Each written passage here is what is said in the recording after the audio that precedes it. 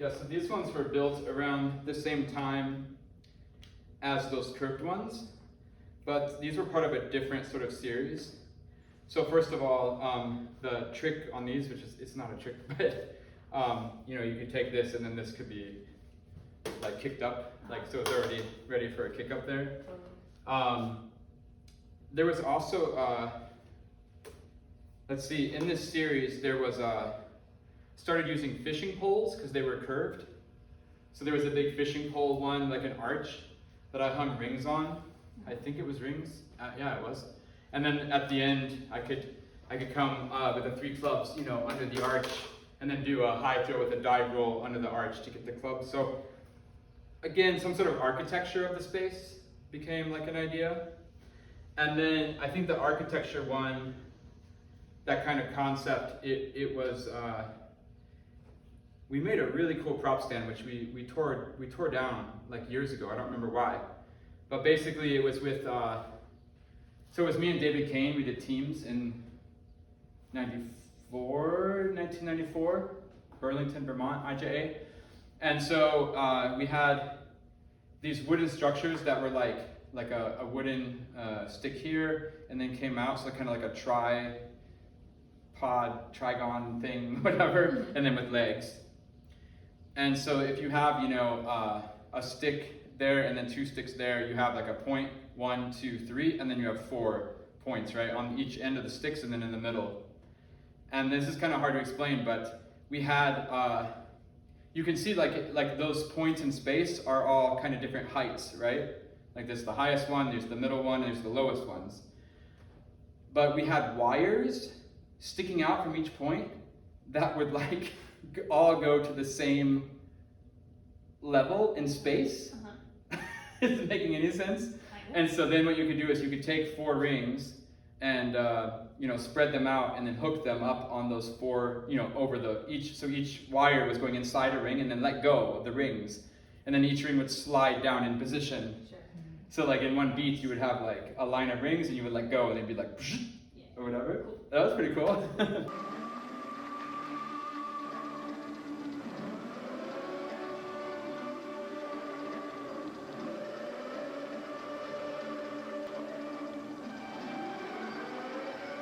And this was kind of part of that series, somehow, and with the fishing rod, this kind of architectural, environmental, you're creating a architecture in space to interact with. So the interaction of the wire one with the rings is that they made this formation, and this was the kick up one, and then you have the dive roll arch, and blah, blah, blah. Kind of an extension of the practicality, the little trick. Instead of just picking up the ring, you have another sort of technique, but also then they served a function, I mean, very intentionally, of having a more clear aesthetic. Again, building that world that you're in a little bit bigger than, you know, this is holding clubs again, but it's definitely a step in a different direction than the drum hardware with the cutouts with the whipped cream bowls, right? There's like a whole other aesthetic. And this is another way to do it. Another way to do it. Another way to do it, yeah. Absolutely. Okay, so we're almost out of the era of prop stands, right? Like everything's kind of been prop standy. But now we're starting to get into shapes that are meant to be juggled on their own. That are also, I mean, related to prop stands, we'll get to that. But basically, we can start with, for example, this one. You know what this is? Any guess? Prop stand. I don't know. Tell me. Put your clubs in it and they stand up. I don't know. So this is a baseboard that holds a snare drum here. So this would be laying flat on the stage and I'd be sitting on the floor. And then, so there's a little snare drum that's angled towards me. But then these little holders here are for candles, little tea lights, like little candles. And the thing is, I used to do this bounce juggling routine where if you put the candles here and lit them, whenever you would bounce the ball, the candles would flicker, right? Because the lip of the drum is raised, so the air would push out with each hit. And you could do the whole little bounce routine. It was like a couple minutes long. And then you could get some dynamics in the drum hits, you know, like louder and softer or whatever. But then at the end, you could just take one ball and just wham as hard as you could, and it would blow all the candles out. Cool. Yeah. And so again, that's like kind of a hybrid into like, it's a prop stand, yeah, it's like literally holds a drum, but there is like this interactive, like more artistic thing of manipulating the fire, but it really was this thing of like gonna blow, you know, the ball bounce, like turned off all the, blew out all the candles. And it was like, people loved it. I mean, when I did it in the show, people were like, whoa, you know, like it was totally like, it wasn't just me sitting here in this studio, you know, late at night, cool. going like, Yeah. whoa, I blew out all the candles. Which has kind of been my whole career. I mean, to be honest, like my whole career is just sitting in this room, making things basically, and being super fascinated by them late at night. And then just luckily, when you show them to people, some people were like, whoa, that's awesome, that's really nice. Like it's not just me. Yeah. So, but yeah, that was a fun one. That was an old one. Cool. I didn't do it too many times I because, remember that, yeah, I did it for like a year or something, just locally. Because again, to travel with a snare drum and to travel with this didn't really work. Then let's see. Here's another shape. So this shape actually came from Jerry Martin. So Jerry Martin had a sketch in his notebook for some reason. And I think his original sketch had lights out of each end. So maybe a flashlight in each end, or maybe it was just a sketch that he was like, oh, it'd be cool to have lights on the end. And for some reason, I don't remember why, but I was like, oh, that would be a cool shape without the lights in the end. And we had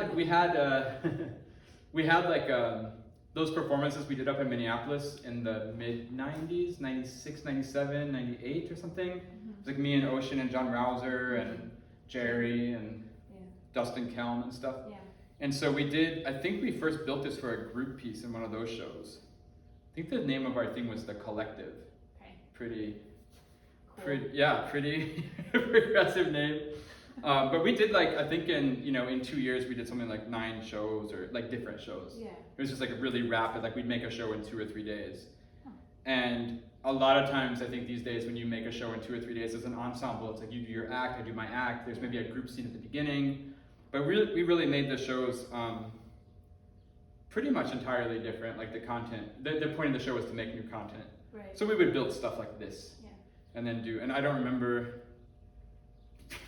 I don't know, there's something like this or something? Yeah, That's is familiar. this a That's thing? familiar. Yeah. Yeah, is this a thing? I don't know. Oh, I don't remember how this familiar. goes. But yeah. Did Jerry design it as a juggling prop, or was Yeah. it just like Yeah, he little designed jacks? Yeah, he designed it as a jug again, and I think with lights in the end. And now that I say that, I hadn't thought about that since 1996 or whatever. Yeah. I think we should make it with lights in the end. It would be really nice looking. Yeah. And maybe they did make it and I don't remember or something, but. And again, this is all modular. My dad made this one so that all the arms come off and the hub is, disconnects so you can pack this in a suitcase and Right. carry this around. But yeah, these jack shapes were really nice. Yeah. And you could catch, especially if you had like a larger inflatable ball, you can catch them in the middle there. Right, Do right. some nice stuff with that. So Yeah. it's a cool shape. And again, it does kind of function as a prop stand. Mm-hmm. Like I would use them with larger balls that I was using. And it looks nice, but then you can also juggle the shape itself. It was really nice. Totally. So there was the jacks, and then following those was this one. This was Matt Tardy made. Obviously, it's the same shape without the other, the X, the Y without the Z axis, and then you have your X shape. And he did a really cool thing with this. I don't remember at all what. I never used this really. You never used it really? I used it a couple times. I always used the jack shape. I made a solo with the jack that was really nice, I liked. And I really loved what Matt did with the X, but I think I used the X once or tried to, find some stuff with it. But Matt's thing with the X is awesome. I don't know if it's online anywhere, but yeah, X's are good.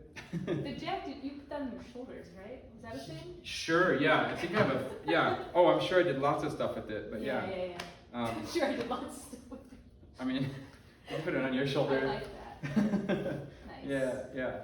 Cool. Rock and roll. I know the idea. And then,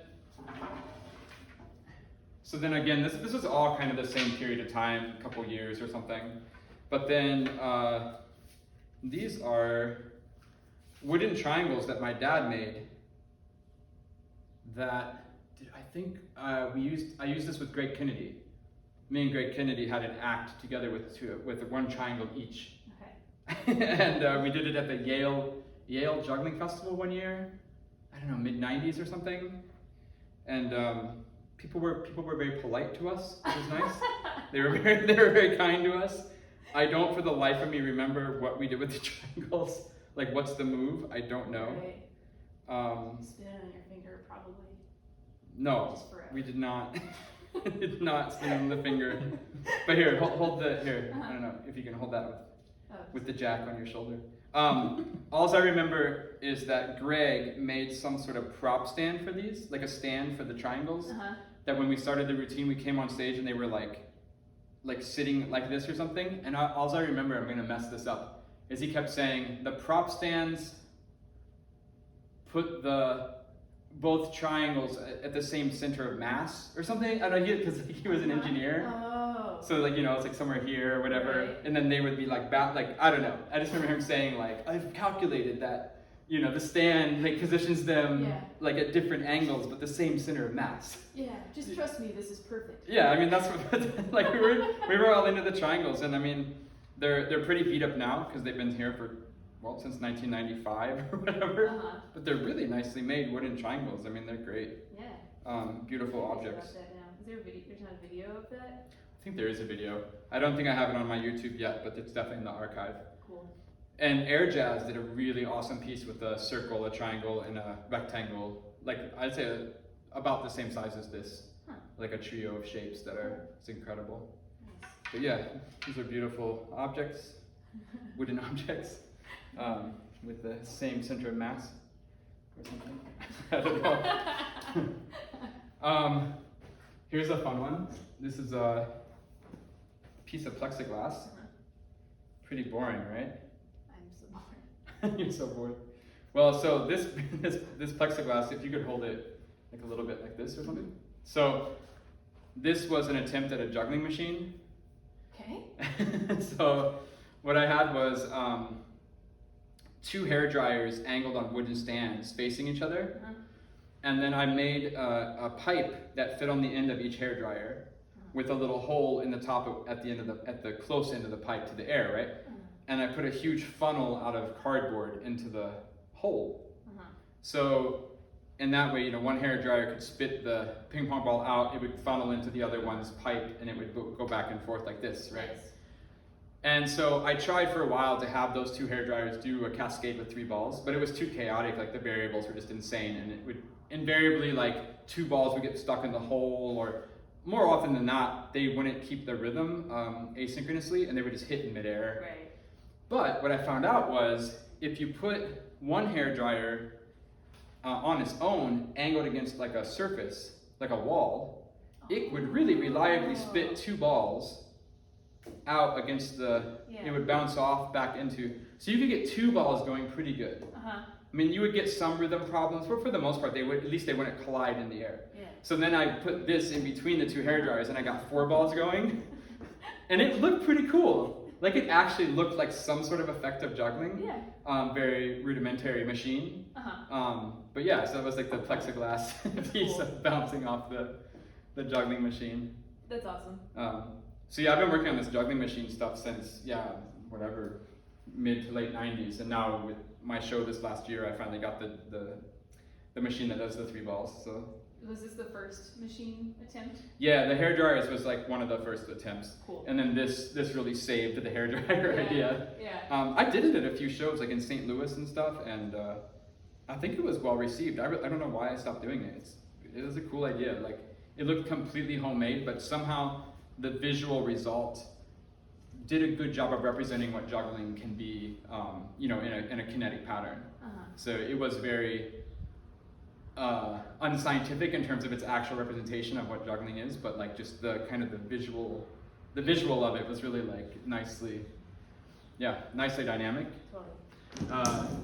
So there's that, and then let's see. I'll just pull out some random stuff. So I was going through my studio to show you, and I came across these fly swatters. Your dad made those? My dad did not make these. These, oh, this is cool. The name of the fly swatter. Can you read that? Revenge. Revenge is the fly swatter name. That's a cool brand. No, these are from Finland, and I don't know why it's still. Weirder. Yeah. So basically, I was gonna do a show with somebody, and we had this idea. We didn't do the show, but we had this idea that we were gonna do a choreographic act where we each have a fly swatter in each hand, so like 4 fly swatters or something. That's why we have our 4 black ones for rehearsal and 4 pink ones for the stage, you know? Sure. And then we would do like some sort of choreographed like swatting a fly Okay. act. So Okay. yeah, that never happened. Never but happened. thank goodness I held on to these since like 1997 or something. Carefully bundled. And now they're yours. Wow, Yeah. thank you. No What a problem. beautiful bouquet. Yeah, right. So let's see. This was funny. This was from the 2000 IJA when I competed, and that was a funny act. There's a little story about this. So basically, around 1996, 1997, I was playing some Fringe festivals, and specifically when we played the Minnesota Fringe, like 96 or something, we stayed down. Now I'm gonna mess up the name, but there's the 400 bar. What part of town is that? Oh, that's like Cedar Riverside? Yes. Yeah. We stayed in these apartments across from Cedar Riverside, and they were called the Slums in the Sky. That's like literally, that's how they, like, that was the local name of like, oh, you're staying in the Slums in the Sky. Yeah, I've heard him call it. So we were staying in this apartment there, and I'd say it lived up to its name pretty well. And so I didn't spend a lot of time there. I always go walk on the university campus, and I took 3 balls with me, and that's when I spent my year trying to figure out if juggling like this or like this was any different. So I spent like about a year going like, is there a way I can juggle that means I should cross my arms like this instead of this? Yeah. And out of that little silly question, I came up with about 175 3-ball tricks of like crossed arm variations, of like transitions and like ideas about, this crossed arm thing. It was really fun. And I remember at that Fringe festival, that was kind of when that project started. I wanted to be in the slum in the sky. I go walk on the campus and think about crossing my arms. And so, and so I had those tricks, those 3-ball tricks, but they were all just based upon crossing your arms, and it didn't really lend itself to filling a stage. Like, I'm just standing in one spot, like going like this, you know? And I remember I was gonna compete in 2000, and the stage was so big. I mean, all these theaters, I was just at IJA last week here in Iowa, and the stage is just ridiculously huge. It's terrible. And so I thought, okay, I want to motivate that I don't move around. And I think it was also a reaction to something I'd heard from the judges like the years before, or something like, oh, so-and-so got like 3rd place because they didn't fill the stage. That was like a real like concrete thing I had heard, you know? So I was like, okay, if I just stand there, they're gonna mark me down. We're not moving around, so how can I motivate that I don't move? So I thought, well, I should just build my own stage that's super tiny, small, that I can fill that stage. So then I just had this as my stage, and because it was wires, I put little lights underneath. So I lit it from underneath. It looked really cool, and that was an attempt to kind of define the performance space. And then because I was, for whatever reason, into antagonizing the judges, we did a bunch of really other stupid things with the stage, along with the stage idea. So we had, in front of the judges table, we put TVs with people playing Super Mario Brothers, like on 3 or 4 different consoles on the lip of the stage. And then we had lights, I think, shining in their, like a couple of spotlights in their eyes or something. And then we were going, and then I remember Dustin was going around the audience handing out like $20 bills, like I was paying the audience. We had all these like conceptual ideas about like, nobody's gonna hate this if they're getting $20, like, so. Checks out. Yeah, I got like a couple, I don't know, $200 or $300 in 20s, and he was like going around, he was like giving out like $20 bills, and like, we had a bunch of stuff going on. We had like trains, like we had a bunch of toy trains on stage making a lot of noise so that the judges were, there was this idea like to distract the judges, I don't know, so. Nice. And I was thinking about that the other day, like why did we do all those things? And it was because back then it was almost like the competition was the least political way to get your work seen. And like when I was growing up, like that one kickboard with the two little ears for the balls, that was for my juniors act in 1993. And it was really nice, the IJA competitions every year, right? It gave you kind of a focus point of like, oh, I'm gonna compete this year. Like I could learn this trick and do it there, right? There's a motivation to learn a trick. And then of course, when you get a little bit older, it was like, oh, I would like to just perform. I don't really care about competing. But then to get into the public show, like I wasn't old enough or established in the politics of like, you know, to be on that level of like navigating into the, I don't know, the larger shows. And then the other venue was like Club Renegade, which wasn't really maybe the right atmosphere for crossed arm tricks or something, I don't know. And it's like, oh, well then I'll compete. But then of course the competing aspect of it was pretty trivial. It was more just like, let's go do a fun show. Sure.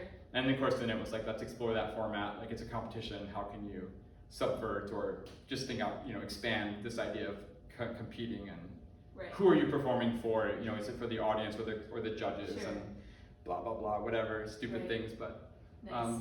yeah, I like but just to say, this really did solve the problem. I mean, regardless of the competition, this idea of having a limited performing space where you don't move your feet, Right. oh, it was so nice.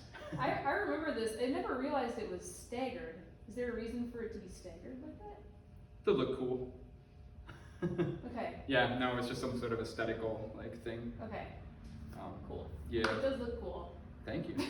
From above, at least. yeah. But I mean, you competed in juniors. Yeah. I mean, was that also like a nice focus point for you or why did you compete? Like why? Because that's what you do. Yeah, exactly. Because I was 16 and a jughead. But yeah, it was totally motivating, I think. Like, it was the one gig I could look forward to, possibly. Right, there you go. You know, Yeah. I'd like build up for it. Yeah. Try to impress your friends. Absolutely. Come up with some cool juggling. Yeah. Or just do cool juggling. I feel Yeah. that. Totally. Yeah. Well, so then around that time, let's see. Then we also had these cubes, which was part of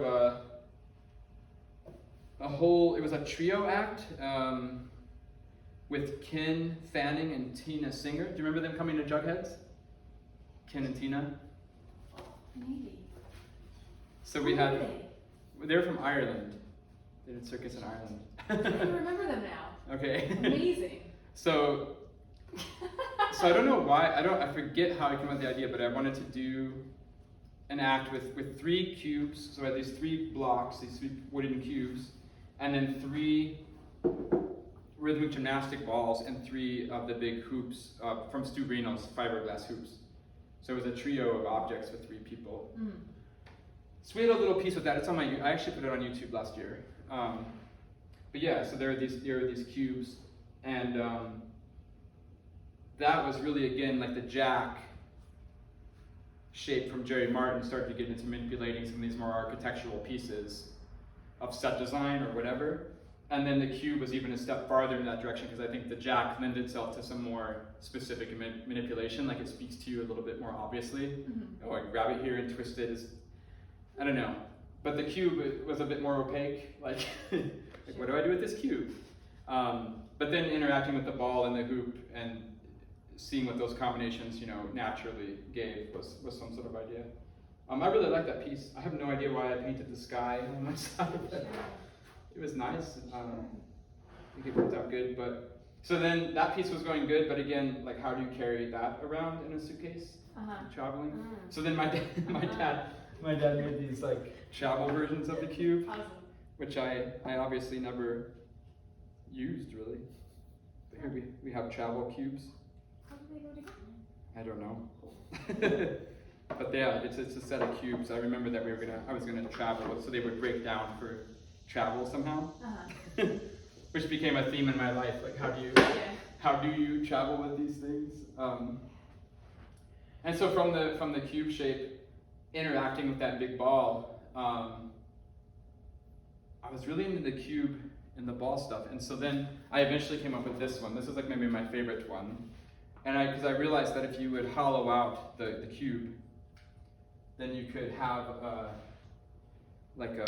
you could have a ball in there, and then the ball could roll along that path.